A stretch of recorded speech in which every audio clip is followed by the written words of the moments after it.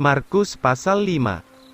Yesus mengusir roh jahat dari orang Gadara. Ayat 1, lalu mereka tiba di tepi lain dari laut itu, di daerah orang Gadara.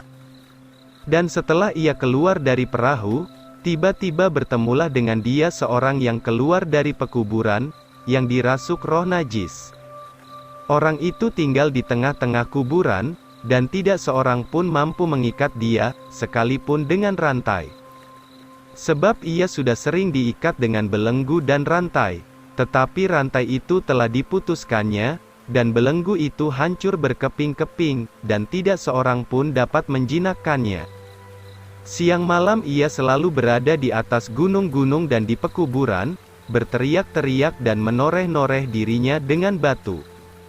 Tetapi ketika orang itu melihat Yesus dari jauh, ia lari dan sujud kepadanya. Dan berteriak dengan suara yang keras, katanya, "Apakah urusanmu dengan saya, hai Yesus, Putra Allah yang Maha Tinggi? Saya memohon demi Allah, janganlah engkau menyiksa saya." Karena ia berkata kepadanya, "Hai roh najis, keluarlah dari orang ini." Maka ia bertanya kepadanya, "Siapakah namamu?" Dan ia menjawab, katanya, "Nama saya Legion, sebab kami banyak."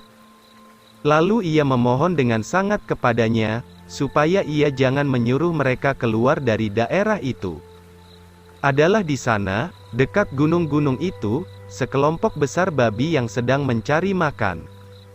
Dan semua setan itu memohon kepadanya, katanya, "Suruhlah kami ke dalam babi-babi itu, supaya kami bisa masuk ke dalamnya." Dengan segeranya Yesus mengizinkan mereka, maka keluarlah roh-roh najis itu, dan masuk ke dalam babi-babi itu, lalu kawanan babi yang jumlahnya kira-kira 2000 ekor itu berlari, terjun di tempat yang curam, masuk ke dalam laut, dan mati lemas di dalam laut. Dan mereka yang menggembalakan babi-babi itu pun larilah, dan menceritakan hal itu di dalam kota dan daerah itu, lalu keluarlah orang-orang itu, untuk melihat apa yang telah terjadi. Mereka datang kepada Yesus, dan melihat orang yang tadinya dirasuk oleh setan, yang mempunyai legion itu, sedang duduk, dan sudah berpakaian dan dengan pikiran yang waras, maka takutlah mereka itu. Dan orang-orang yang sudah menyaksikan hal itu bercerita kepada mereka, bagaimana hal itu terjadi atas orang yang dirasuk setan itu, dan tentang babi-babi itu. Lalu mereka mulai memohon kepada Yesus, untuk meninggalkan daerah mereka. Maka ketika ia tiba di dalam perahu, orang yang tadinya dirasuk setan itu, memohon kepada Yesus supaya ia boleh menyertai dia. Akan tetapi Yesus tidak mengizinkannya, melainkan berkata kepadanya, "Pulanglah kepada teman-temanmu, dan ceritakanlah kepada mereka, betapa besar hal-hal yang sudah dilakukan Tuhan bagimu, dan yang telah mengasihani engkau." Dan ia pun pergilah, serta mulai memberitakan di Dekapolis, betapa besar hal-hal yang telah dilakukan Yesus kepadanya, dan semua orang takjub. Yesus membangkitkan anak Yairus dan menyembuhkan seorang perempuan yang sakit perdarahan. Ayat 21, maka sesudah Yesus menyeberang lagi dengan perahu ke seberang yang lain, sekelompok orang banyak mengerumuninya, ia berada di tepi laut.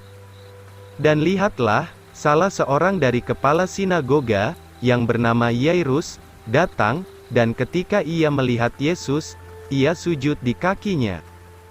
Dan memohon dengan sangat kepadanya, katanya, "Putri saya yang kecil hampir mati. Datanglah dan letakkanlah tanganmu ke atasnya, supaya ia sembuh dan hidup." Lalu Yesus pun pergilah bersama dengan dia, dan banyak orang mengikuti Yesus dan mendesak-desak dia. Ada seorang perempuan, yang sudah 12 tahun lamanya menderita perdarahan. Dan telah menderita banyak hal dari banyak tabib, dan telah menghabiskan semua yang telah ia miliki, namun tidak menjadi lebih baik, tetapi makin bertambah buruk.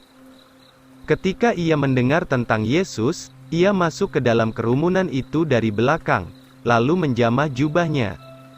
Sebab ia berkata, "Jikalau saya menjamah jubahnya saja, saya akan sembuh." Dan tiba-tiba, keringlah lelehan darahnya dan ia merasa di dalam tubuhnya, bahwa ia telah disembuhkan dari bala itu. Dan Yesus pun segera mengetahui di dalam dirinya, bahwa kuasa itu telah keluar daripadanya.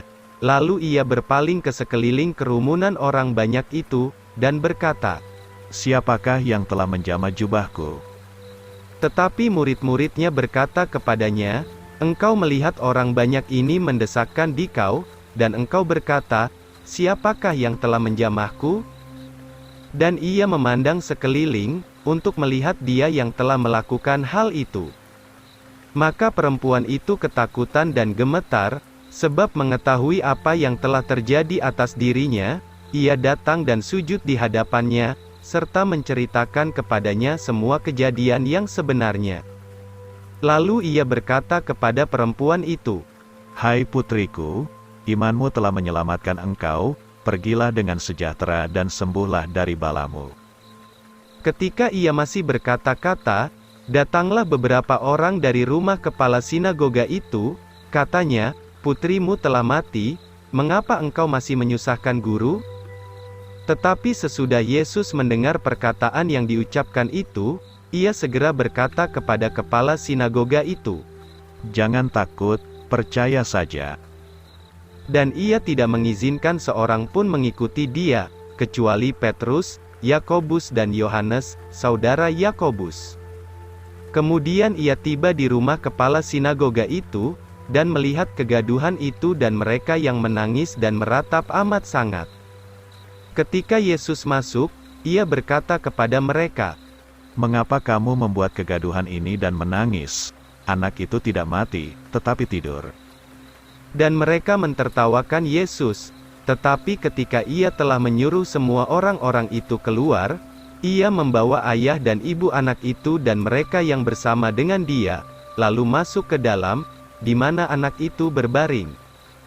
Lalu Yesus memegang tangan anak itu, dan berkata kepadanya, "Talita kumi," yang diterjemahkan, "Anak perempuan kecil, aku berkata kepadamu, bangunlah." Dan tiba-tiba budak perempuan itu bangun dan berjalan, sebab umurnya sudah 12 tahun, dan mereka heran dengan keheranan yang amat sangat. Tetapi Yesus memperingatkan mereka dengan keras, supaya jangan seorang pun mengetahui hal itu, dan ia menyuruh mereka memberinya sesuatu untuk dimakan.